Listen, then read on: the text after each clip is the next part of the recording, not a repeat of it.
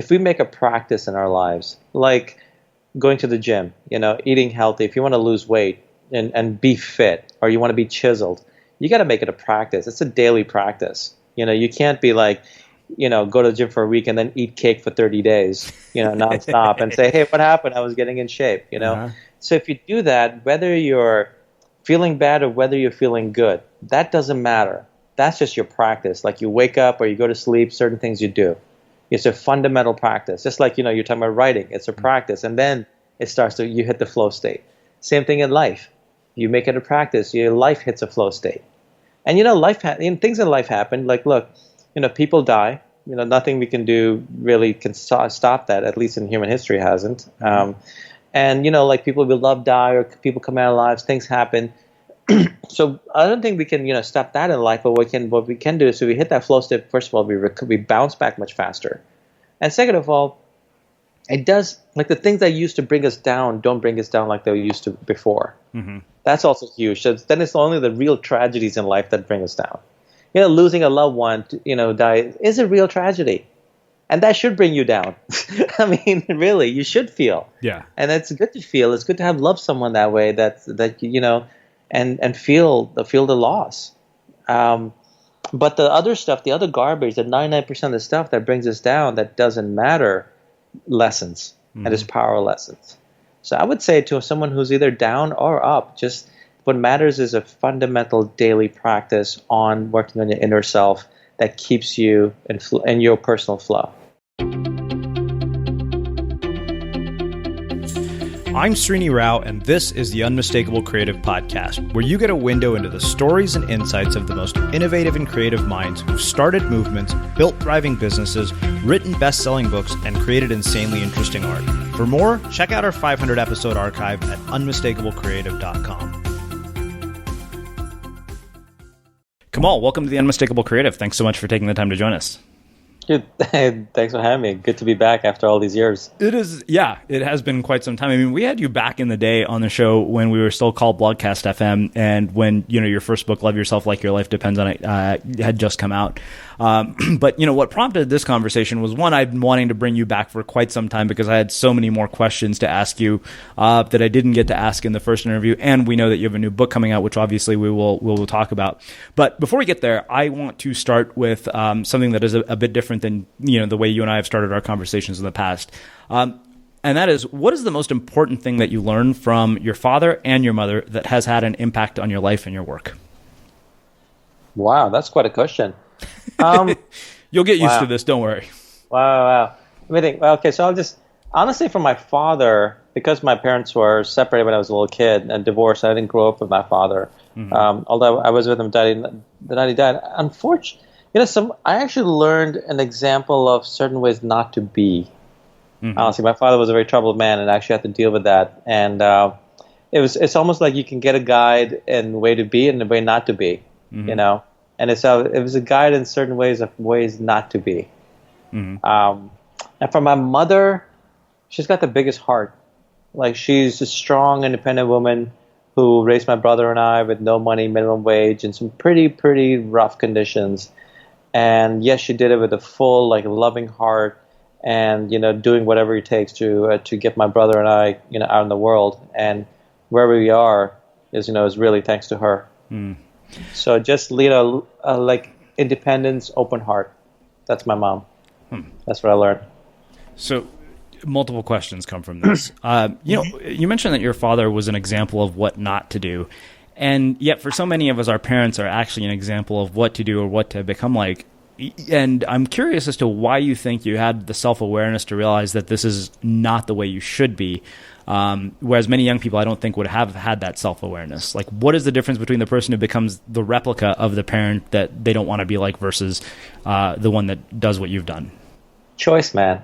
Yeah. It just comes down to choice. Choice and being conscious about it. There's no magic formula. It's like, we may find ourselves with particular traits, but, it's up to us whether we want to express those traits to the world and how we want to express them. So I think it fundamentally comes down to personal choice, personal commitment, and how we want to be in the world. And The people who raise us, we can't help but be examples of, North Stars, South Stars. They're human beings, and either way, it's a lesson that we can learn from, be better. Mm-hmm. So, you said your mom, because of the conditions that you were raised in, which I'd like to hear more about in detail, kind of imparted this sense of resilience and a big heart to you. And I'm curious if those are traits that can be learned and developed, or, are they the result of the environment? Can you develop to the level that you have without having been brought up in the environment that you were, I guess, is really the question. One can become anything they want, honestly, man. I've seen enough in my life and I've done enough in my life to believe that. As for where we came from, it could have completely gone the other way too. Look, we came from a very rough background, where we lived, and my brother and I were on our own all the time, and it's what, so we could use that where we grew up. You either escaped, or by the time you were in high school, you just lived and died there, and both of us, chose to escape and go and do bigger and better things, and we've done, wherever in life, I think both came from personal choice. Mm-hmm. I think ultimately, though, it just goes down to personal choice and who we want to be and how we want to get there. And we don't even have to know how we want to get there. Just who we want to be starts the ball rolling. Yeah, I don't think there's anything. As far as can someone be that way? Of course. I mean, parents, I have friends of mine who parents raised them to be that way. They're beautiful, loving families and safe, grew up with a beautiful, upper middle class or wealthy background that turned out that way. I think it's an individual thing. It's going to be by choice. With my brother and I think it was by choice and by a different kind of example. We're human beings. There's nothing that's ultimately foreign to us as human beings. And so we can be, if we choose to be, any kind of human being we want to be. It's a matter of how badly do you want it. Mm-hmm. I had to go do certain things to actually develop that. I went to college for a year, full scholarship, and I was bored out of my mind, and I wanted to serve my country, so I just stopped that and went and joined the army. And I was an infantry soldier, just a grunt, that taught me a lot about independence and confidence that I've carried over the rest of my life. Mm-hmm. That some of the things I've done in my life, I look back to that 18-year-old who was at boot camp, that confidence he developed in himself in boot camp, Fort Benning, Georgia in the summer, is directly because of that. There was nothing in my upbringing that would have sent me to the army. That was a personal choice that I wanted to serve. And it has paid off in dividends in so many ways. I can't even begin to list them all, but ultimately, the sense of confidence that I can just take care of myself and handle whatever comes my way. Mm-hmm. So, it's actually life experiences we choose can also give us that. Some of my travel experiences have given me that. Writing books has given me that. Building companies has given me that. All these things, where we challenge, put ourselves out there, they all give you that. At least the independence and the ability to go and make stuff happen. What would you say was one of your earliest life experiences that planted the seed for your interest in doing what you've ended up doing as both a writer and an investor? And what's been the trajectory of your work, and what have been some of the significant inflection points of your career in your life? Well, if you ask for youngest experience, I had no idea what a VC was. I don't even know if they existed, at least in the world I grew up in, but writer, dude, books were my refuge when I was a kid. I spent my entire childhood reading books and, doing sports and stuff, but books were my refuge. So they've always been, stories have been so important to me. So it makes sense that I naturally become a storyteller. As far as venture capital or investing, man, that's nothing I ever planned. It was, it's another thing I've learned. You go down a rabbit hole, any rabbit hole, and eventually, and as you work at it, you figure things out, other things happen. I started my career in the first .com boom. Building startups. I didn't become a VC until I had my first major failure and I lost everything. And after that, I decided, what do I want to do? Mm-hmm. And I went off and being an entrepreneur, I went off and built my own VC fund. But it wasn't some long, drawn-out plan. I'm not even a big believer in those long, drawn-out goals. It's more of a matter of a step-by-step working at something, giving your all that just leads to places, leads to opportunities. The reason why I'm very good at what I do as a VC is because of all the experience in building startups and all the friendships I made and the people I helped along the way, that we are all at a certain place in our life where we can help each other. There was no grand plan there. And it's the yeah, there was no grand plan. It was just throwing myself into things, figuring them out, and going from there. So there's no childhood experience I can point to in investing. I had no idea I was ever capable of that. That would be where my life would go. I was pretty lost as a kid. I really didn't know what I wanted. Do you remember if any book in particular ignited this desire to be a writer? No. It was just a matter of writing. I was trying to tell stories. No particular book said, okay, after this, I want to read this. But I know the book that inspired me to actually become the best writer I could be, which was I picked up Hemingway's Farewell to Arm. I remember sitting at Barnes & Noble years ago and picked it up, and I just finished writing the first draft, actually, of this very novel that we're going to talk about later. And I started crying because I realized what real writing was and how far I had to go. But it gave me a marker. And so I spent like over a decade obsessively writing and rewriting and collecting rejection letters and becoming a better writer. So it didn't start writing, but it started my path on being such a good writer that I could serve the story, which is important. In the end, fundamentally you're serving the reader, and what serves the reader is the story you're telling. So you have to be the best writer you can be to tell the story the best way you can, to serve the reader the best way you can. So I'm curious about what your sort of daily writing practice and habit and ritual looks like, based on what you've just said. You know, I mean, I think you and I share a similar habit in that we treat this as a practice. So I'm curious what yours looks like. It depends. When I'm working on a book, it's like full on. I separate my life into chunks. You know, like we were talking about earlier before the interview. You know, I run a VC fund. I'm on the board of companies. I advise startups and entrepreneurs. But it's a very different part of my brain. You know, like the moment I go into business mode, I'm into like a whole different side. I can't like context switch back and forth between that and creativity and just the kind of stuff I write, which is like bleeding on the page. And then from that, removing all the non-essential, only leaving what matters.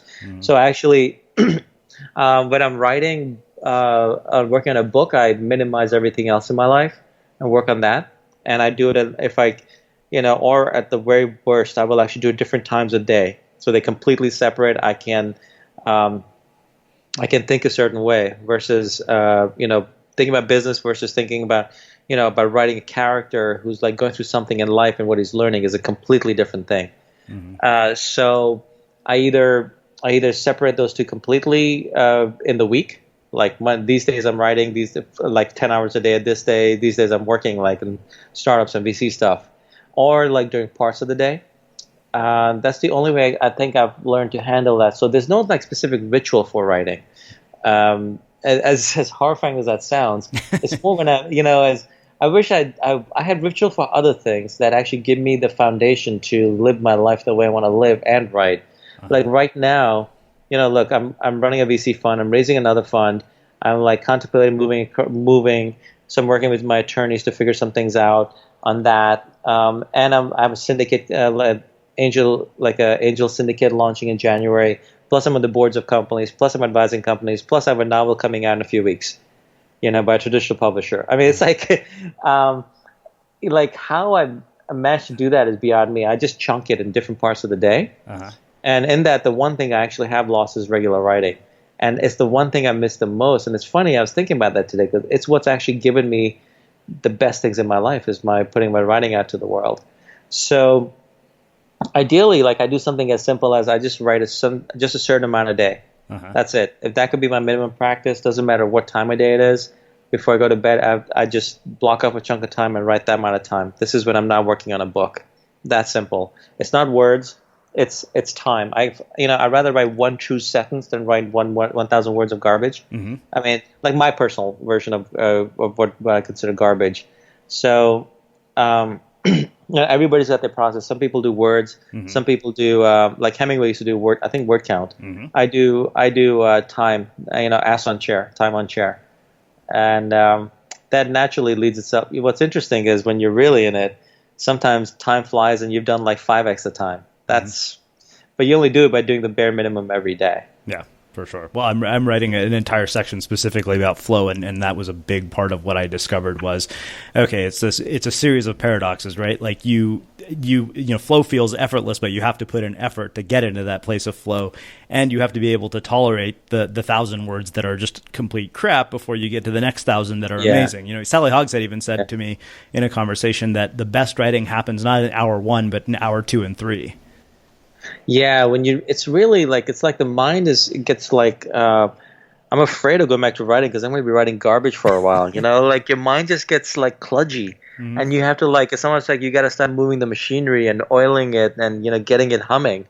It's like James Altucher was telling me, if he doesn't write for 3 days in a row, like his writing then turns into crap. And he's totally right. It's something about the mind needs to go to a special place. It's almost like the mind needs to get out of the way.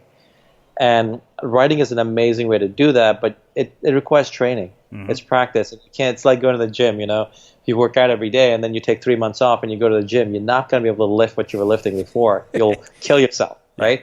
It works the same exact way. So, you know, I kudos to all the writers like yourself who actually have a daily full-on focused practice regardless. I am kind of a little bit unscheduled that way. I do it on a project-based basis.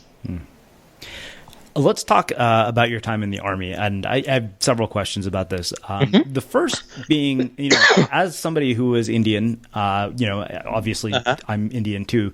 That is really about as out there as you could possibly get in terms of a choice to make in your life, in terms of what you're going to do. So I'm curious, kind of, one, what is the response from the community, and how has culture, you know, growing up Indian impacted your own life experience? Because obviously I know that it has had a profound impact on many of the choices I've made and many of the choices I chose not to make. So I'm just curious, kind of, what impact culture has had on that whole experience of the Army. Honestly, not much. Like when we grew up, my mom was always gone working, like morning till night. She commuted like, I think, 2 hours a day for a minimum wage job. So my brother and I raised ourselves. There was no like real community. We didn't grow up in an Indian community. We grew up in Jamaica, Queens, where all the rappers came from, and you had 10 locks on your doors. It was just that's what it was. So I didn't even think of. So I've always been very independent, figuring out my own thing. And joining the Army was a personal choice. We were immigrant children, when we came here, and I felt a strong loyalty and gratitude to the United States. It's made me one of its own, and I wanted to give back. And that was at 18-year-old. That seemed like the best choice I could make. And looking back, it really was an amazing choice in so many ways, and because of the person I became because of that. So the whole Indian thing never really got in the way or got out of the way. It just was not a part of the equation, honestly. So you mentioned that you learned a lot of things that have served you incredibly well in your life. I'm curious what some of those were, and kind of, what people who are listening might take away from that. So this is what I got out of the military. A couple of things. One is, look, I was 18 years old. I was a kid, but I didn't have much self-confidence. I just, most of my friends didn't even think I would make it through the first 4 weeks of boot camp, let alone infantry boot camp, which, I chose the hardest boot camp the Army had. And, but like every day going there, being in there, being challenged, stepping up, and like making it through. I remember after 13 and a half weeks, when my drill sergeant pinned my infantry blue cord on my shoulder, like the pride I felt, I had earned it. It was like the first time in my life, I turned 19 in boot camp. I had earned something special. I'd earned the right to be an American soldier. I'd earned the right to wear that uniform, that cord that had such a long, illustrious history behind it. It was immensely powerful. The confidence it gave me in myself that I could do this. Like, I didn't have that confidence before. And the funny thing about confidence is if you develop it in one area of your life, it just ripples over to other areas of your life. Like the boy who walked in, I was bussed in to Fort Benning, Georgia, versus the boy who was bussed out, walked differently. You carry yourself differently. And I've noticed that in the rest of my life. Like I just, like I will jump into things and try things and not be afraid. Or if I'm afraid, I know I'll somehow figure it out, which I think honestly came from some personalities, some childhood rearing, but really a lot from just going to boot camp and just being challenged every day. You know, the whole point of boot camp is to make you miserable every possible way they can. That's all it is. You're just constantly miserable, and you realize, hey, I can get through this. I can do this. I can do this. And also, I think it was a great growing up experience for me. You know, and also just being surrounded by, like, in, you know, my platoon, there were guys who were like former gangbangers from LA, guys who were like, you know, like full on racists from other places, all these, and also thrown together. We had to, like, you know, become one, you know, part of each other's lives, and how we melded and how we fought and how we got together, and it became a brotherhood, you know, which really showed me also a microcosm of what this country's about. You know, it's so different. We're all from so many different experiences, and yet we can come together and be part of some one thing, one ideal. You know, so I'm very, very grateful for that. I got to see that part of America. I think it's a very important part of the American dream. And now, as a writer, as an entrepreneur, as a VC, I get to contribute to the American dream in a different way by creating entrepreneurship, by writing these books that literally have saved lives. You know. And you know, another interesting thing is, when I meet other people who've served, you just feel a bond. You never have to have served in the same time. Just the fact that you're in boot camp at some point in your life and you wore a uniform, you feel there is a bond. I've had business meetings that have just weren't going well. All of a sudden, you realize that guy was in the Marines and I was in the Army, and bam, forget it. You know, that all goes out the window. We have something in common, that we all chose to serve our country. There's something really special about that. Yeah. Wow. So, you know, in the last conversation we had, you know, we were talking about your book, Love Yourself Like Your Life Depends on It. And that was really, the impetus for that book was really a dark chapter of your life. And I was wondering if you could kind of take us there a little bit and, you know, talk about that. Sure. You know, it's funny, man. It's like, sometimes, you know, that was when I hit a real personal bottom. And out of that actually came such a beautiful, transformative part of my life that my life has never been the same again. When I was building my last company and I was doing great and I put all my money into it, and it fell apart after 3.5 years, and I fell apart with it. And I was locked up, depressed, miserable, and you know, I decided I was going to get out of it, die trying, and started working on my inner self and came up with this practice that just seemed to work, and it shifted my inside. And as you know, as we know, like, or at least as I've learned, if you shift your inside, the outside shifts. It's life really just is, I don't know, it's just a fundamental law of nature of life. And it changed my life. And then when I wrote that book and put it out, which was another thing, it was terrifying because I thought I would ruin my career in Silicon Valley. Here I'd failed massively. Then I put out a little book saying, hey, I love myself, I'm cool. You know, but the book wasn't about that. The book was actually like a practical application of how I loved myself. Anyone can just do it step by step. And that book came out and put me on the map. I had no idea it would, and changed my life. And it, you know, but a lot of that came from that decade of writing obsessively and rewriting and collecting rejection letters. And then saying, okay, I'm going to be a better writer so that next year I won't get rejection letters, and next year getting more rejection letters, but better. The year after, getting better rejection letters until they were like phone calls and in-person meetings, right? From that level of obsession to be a better writer let me write that book. So it's interesting, that decade of rejection letters, which did not feel good at any one that I got, were, you know, really, but what was the best gift I could have been given as a writer? Because otherwise I'd be writing garbage and drivel and clever stuff, not the simple from the heart stuff that I write now. That had to, my ego, you know, I had to learn the craft. And then when my company crashed, my ego had to be stripped.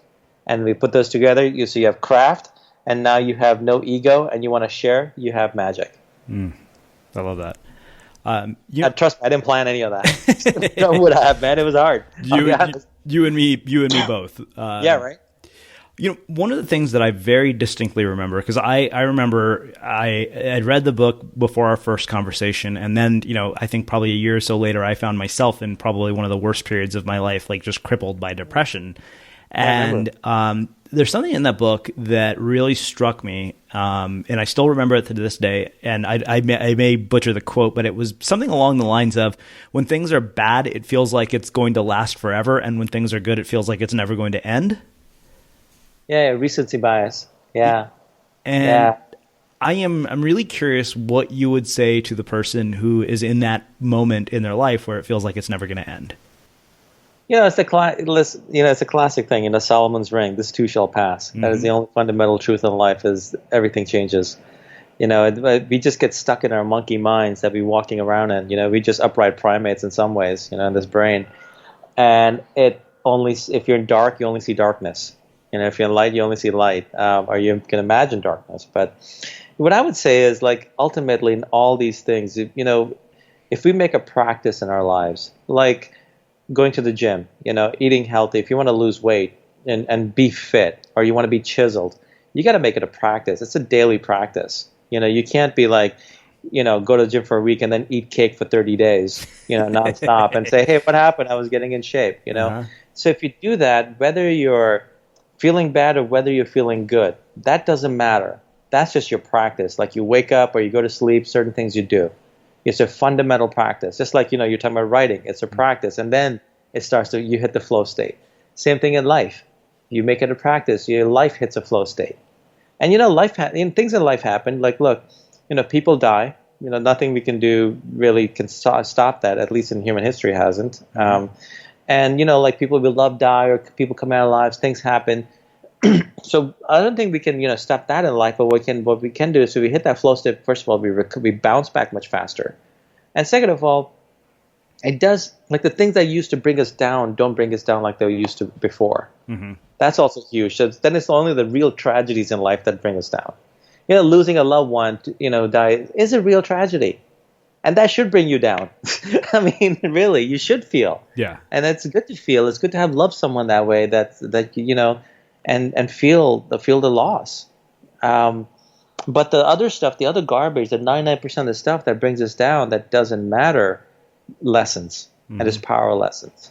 So I would say to someone who's either down or up, just what matters is a fundamental daily practice on working on your inner self that keeps you in your personal flow, to use your word.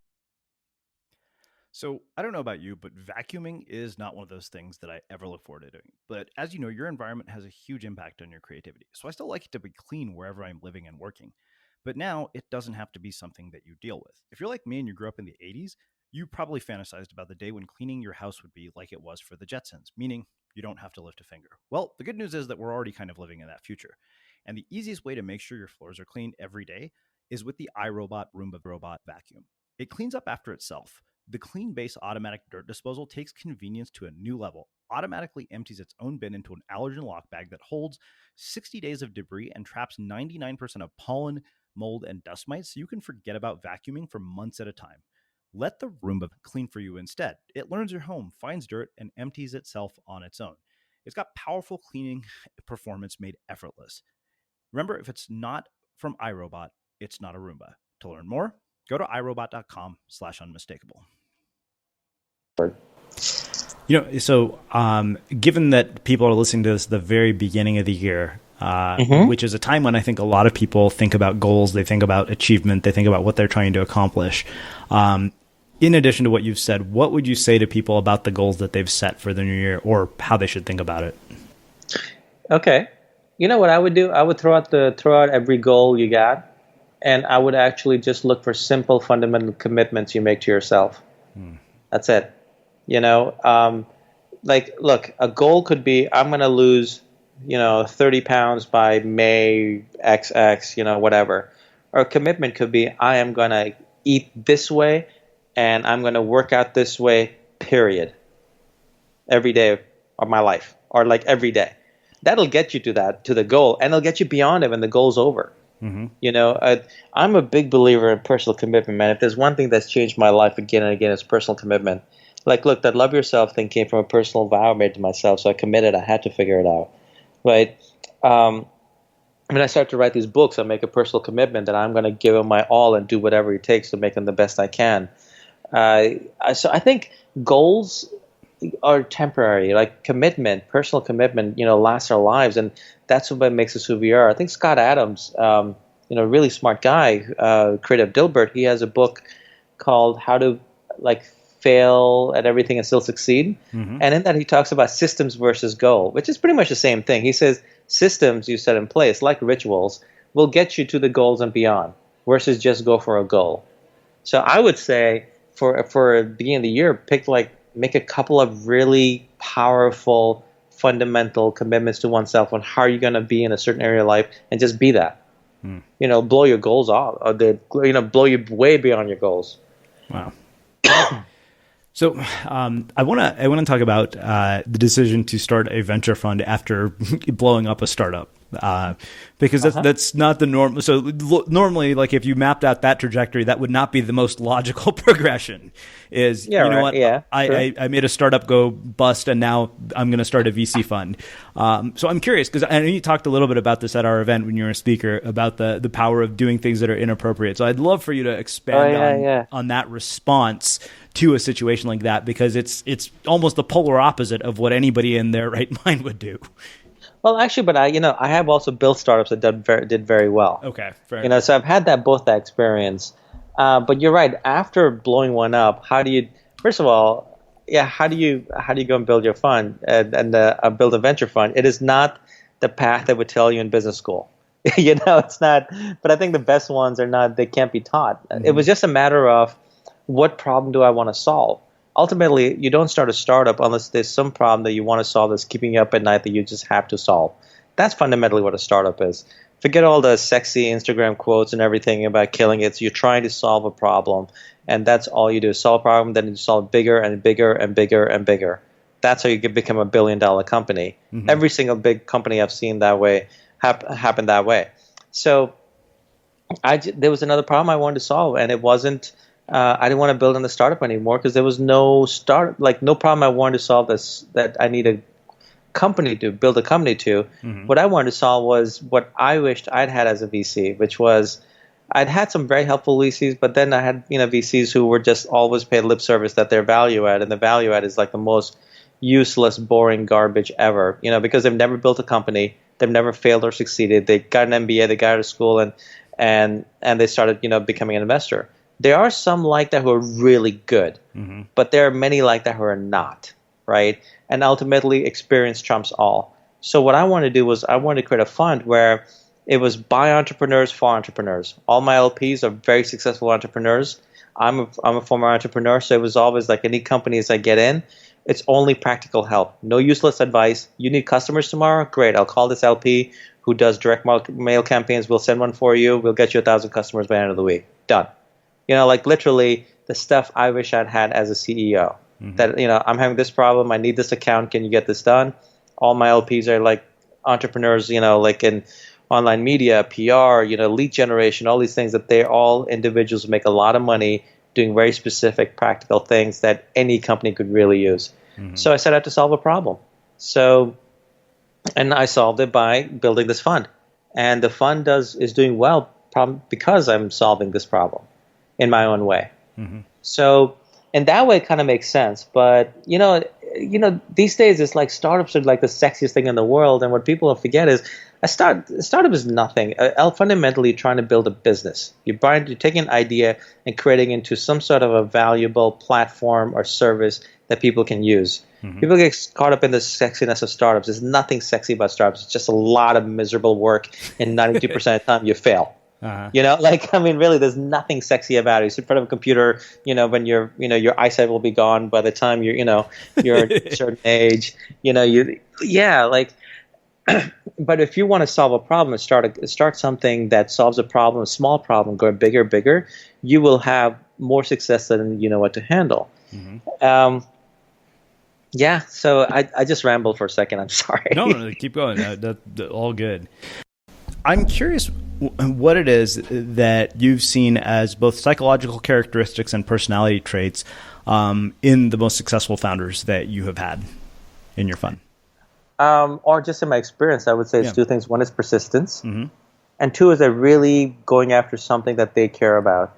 Because every company, anything you build will have issues. It'll go sideways, and if you care about it, you will keep on plowing through.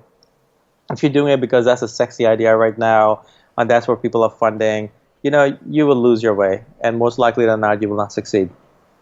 Persistent and just a clear passion about the problem you're solving. Two very simple things. That's why it's really important to have, never start a startup unless there's a particular problem you want to solve. All right. Well, let's do this. Let's shift gears and let's actually start talking about the new book. I think that the thing that really struck me was that the book feels fictional, but at the same time autobiographical. So I'm curious, kind of, what the impetus was for this book, and you talk about a journey at the very beginning of the book, and what the impetus was for that journey. Sure. So, the stuff I've written in my earlier books, right, which is very practical life lessons that I've learned and how one can apply them. There's a bunch I wanted to tell, but I wanted to tell them in a story, and here's why. Fundamentally, I think we learn best through storytelling. We teach best through storytelling, we learn best through storytelling, and I want to do it in such a way that so that all these lessons layered into a character, and as the character grows, in a manner that you can see, you can feel, but also layer them with all the other characters that comes in his life and all the things that happen. That fundamentally, some of that is layered into you, some of that personal growth is layered into you by the time you read the book. You're also better, just as the character is better.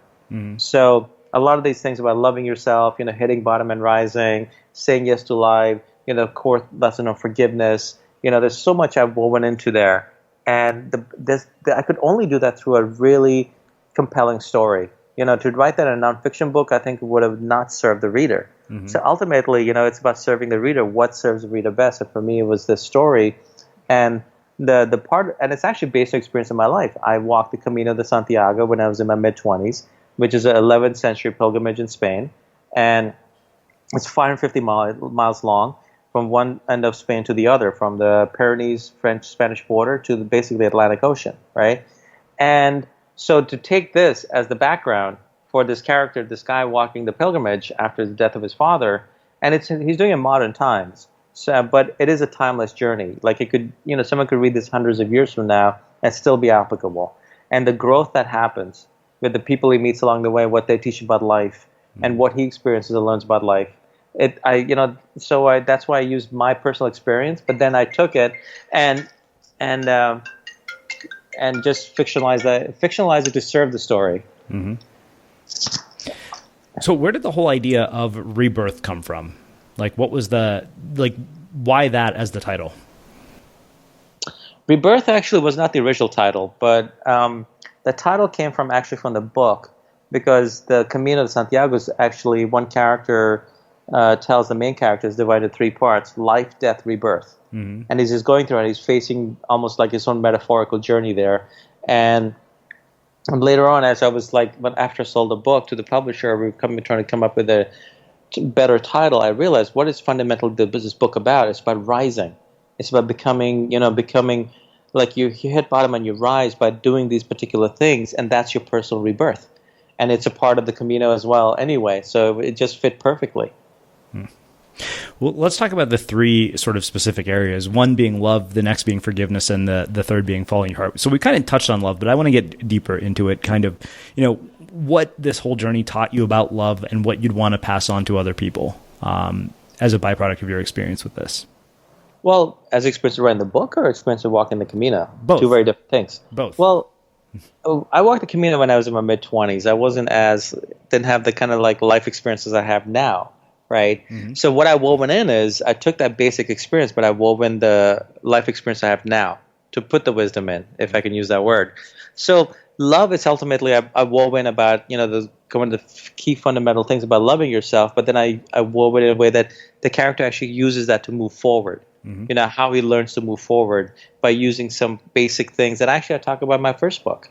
And so it's a practical application in a story. Mm-hmm. And, love ultimately is if you love yourself, what choices do you make? And also loving yourself, if you love another, what is that? What is true love? With the French guy, Louis, that he talks to, it tells him about how, whether she's with you or not, that's not love.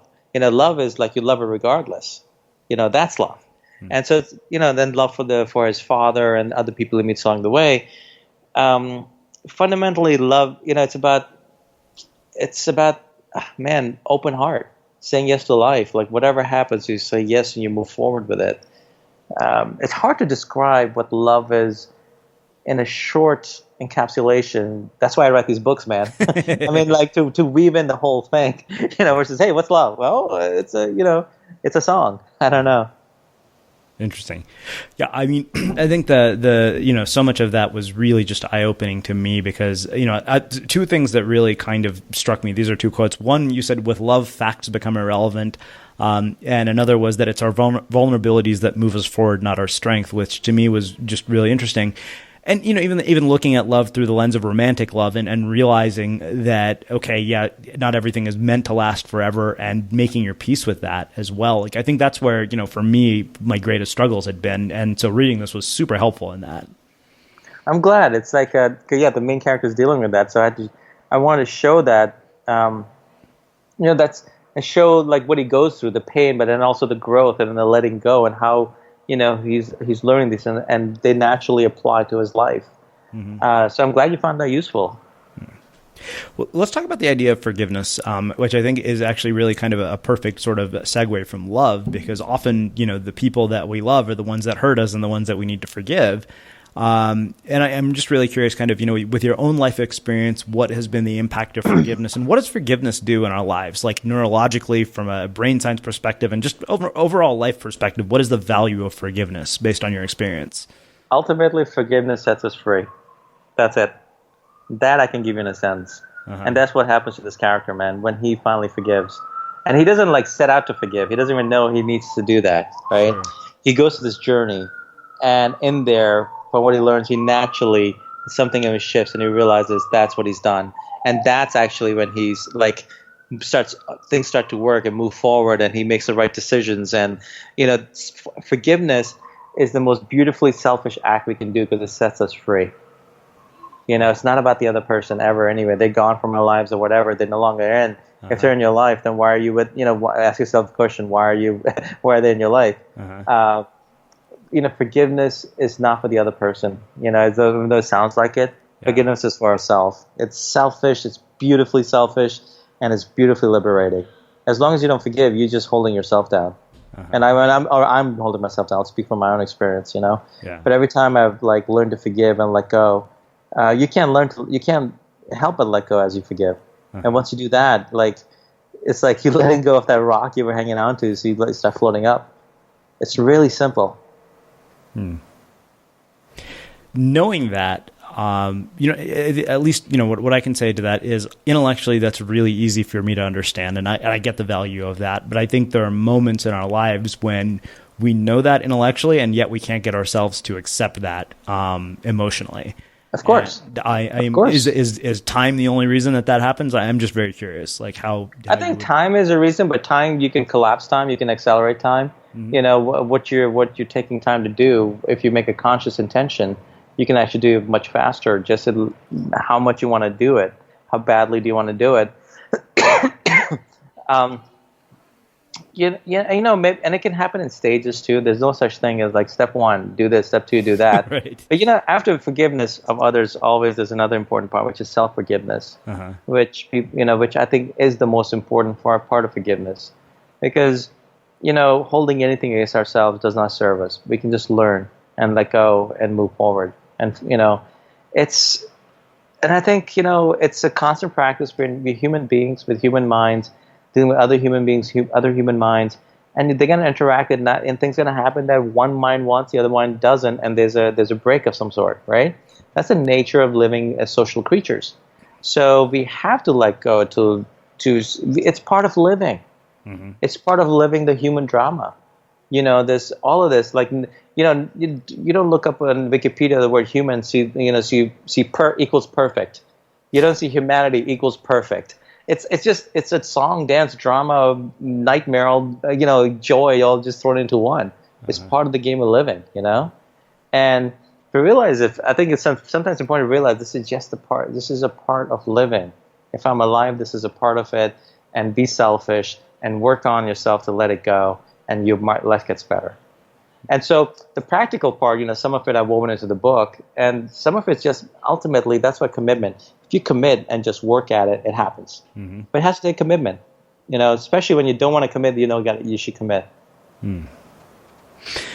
So I think that makes a perfect setup to talk about this idea of following your heart and what that really means.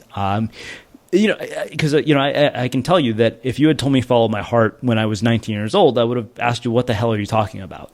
Yeah. It's pretty cliche sounding, right? But it's something that, I mean, really. But like that's why look, that's why I write these books. I don't just, I'm not a quote writer. I was actually talking to someone. I was like, I'm an author. I'm not a quote writer. Quote writers are platitudes. I want to write stuff that actually then shows the reality of it, shows the reality of forgiveness, shows the reality of following your heart, so it becomes practical. Right? That's why we tell stories. Otherwise, just the best, New York Times bestseller list would have a quote list. Okay, a quote card list. I mean, so following your heart is actually fundamentally, it's really simple. Yeah, and I was telling someone else about this today.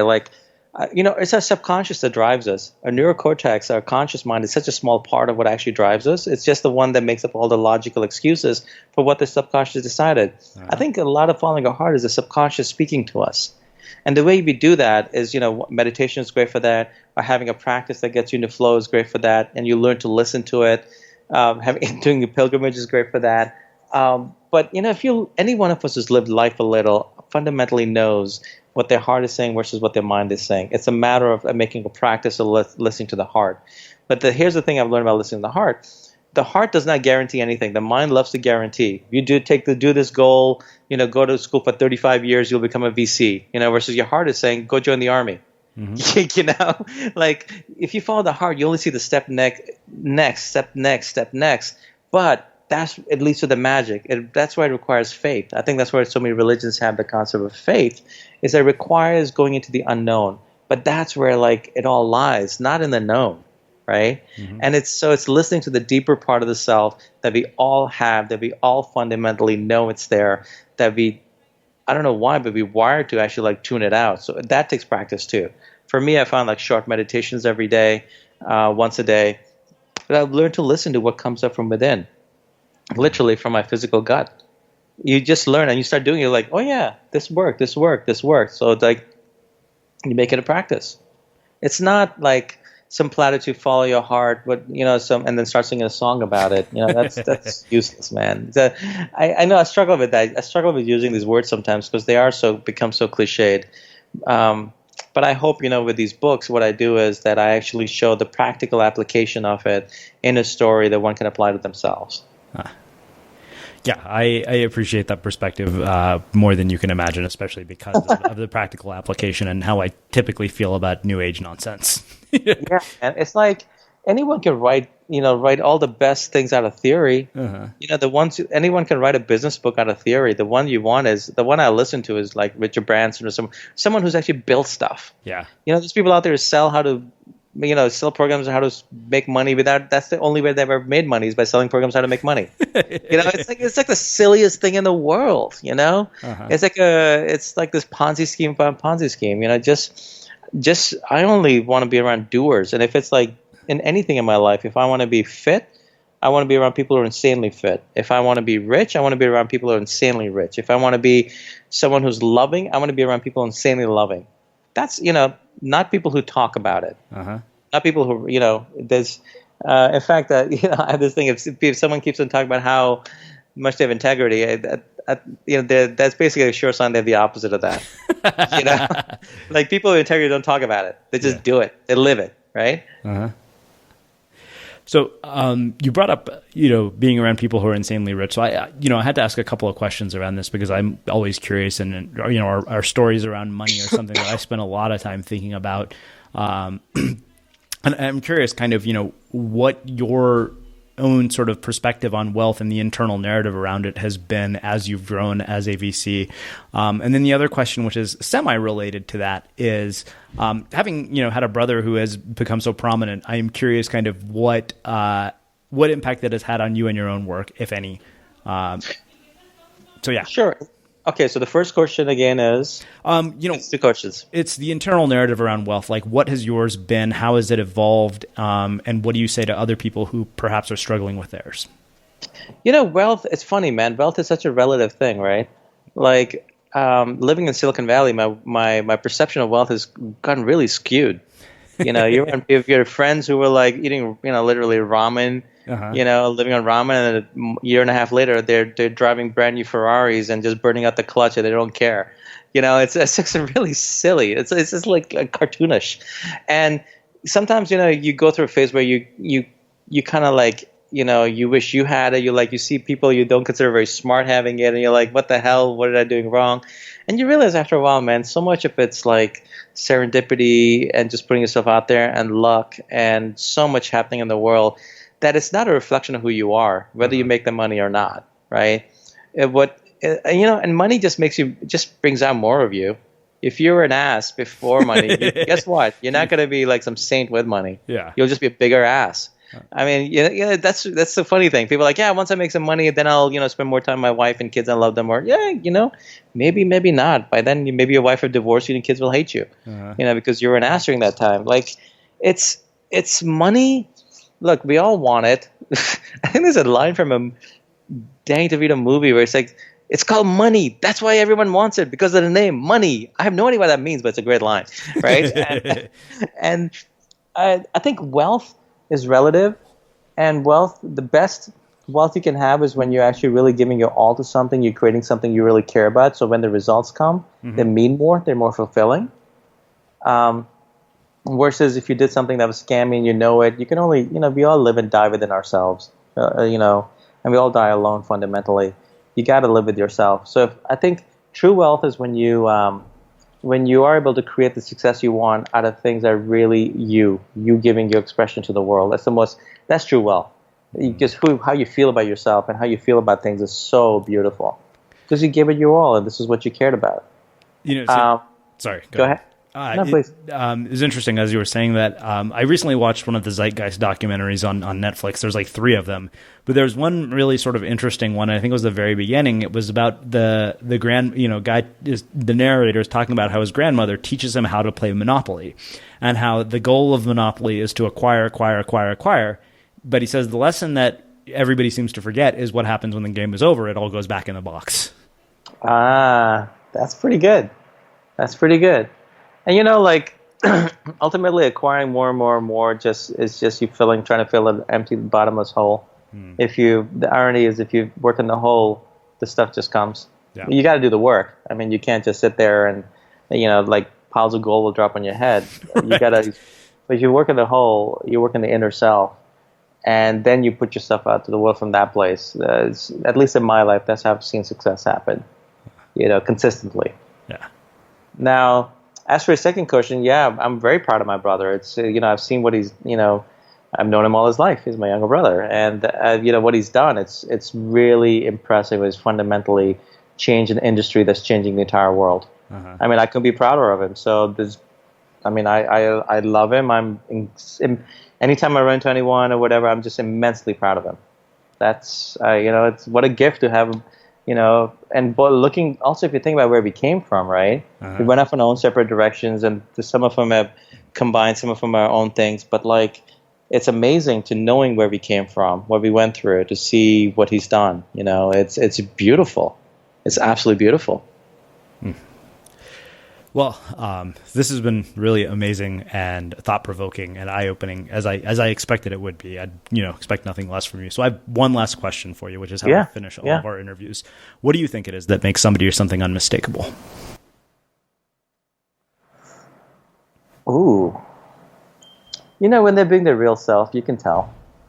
When someone's being their real self, I don't care who they are. I don't care whether I agree with someone or not, but when they're just being their real self, I respect them and I like them.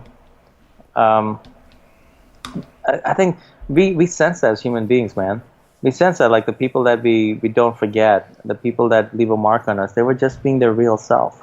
And there's something beautiful about that, because there's so little of it in the world. I think especially now with all the social media and everything, where everyone's being a rock star on social media, right? It's like someone who, when you meet people, are just being real. And being honest about themselves and who they are to the world, it's special. That naturally makes them unmistakable. Amazing. Where can people learn more about the book and all of the work that you do? The book comes out January 3rd, so in a couple. It'll be out. Now I guess when the recording comes out, so it'll be on bookstores and Amazon. But you can go to rebirthfable.com. Mm-hmm. And look it up, or just look up my name, Kamal Ravikant. I wish you best luck in spelling it online. But yeah, rebirthfable.com. and or just find me online and and say hi. I'm around. Awesome. Well, and for everybody listening, we will wrap the show with that. Next time on the Unmistakable Creative. The gift of adversity is one thing that I think, what I went through, while heartbreaking, was the chance to rebirth and transform and into unexpected places. And that was actually a gift in disguise.